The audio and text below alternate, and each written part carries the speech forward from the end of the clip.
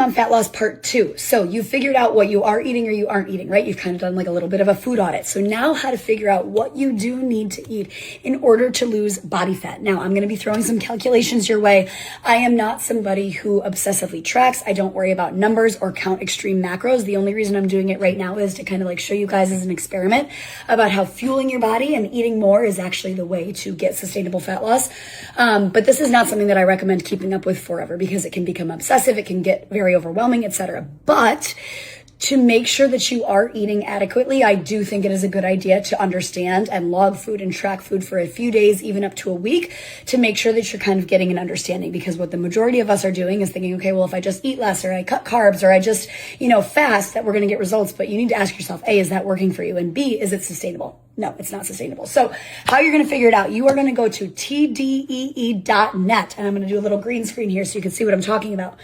You are going to go to this website. And you're going to see this screen right here, okay? You're going to type in your information, your age, your body weight, your height, and then you're going to hit calculate, okay? Oh, your activity level 2. That's the most important part. So then from there, it is going to come up with this calculation, your TDEE, which stands for your total daily energy expenditure. This number is made up of 4 different things. I'll maybe have to make a video for all of those, but your BMR, your basal metabolic rate, it's about your exercise activity level, your normal metabolism. Like there's a lot that goes into this, but it just calculates it for you, okay? So then it's going to come up with this, which is going to show you your maintenance calories for life, like to exist during the day.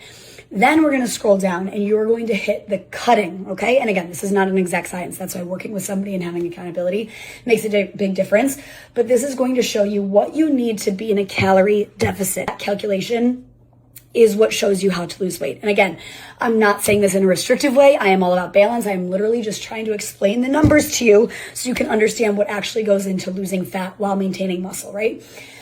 So now we have our cutting calories. Now what goes into this is if you want to lose a pound a week, okay, a pound a week is 3,500 calories.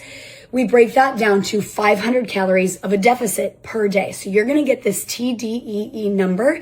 And from that number, we are going to subtract 500 calories because a 500 calorie deficit is how we lose a pound a week if you're doing it consistently every single day. So now we get this cutting number. And then from there, like that's our cutting calories, right? Which is 500 less than our TDEE calories, like our maintenance calories. And then we're going to figure out your carbs, fat, and protein. And I'm going to have to make that a whole other video because we're running out of time. But that is how you kind of get a general idea of your numbers. Go to tdee.net, type in your info, and get your calculation.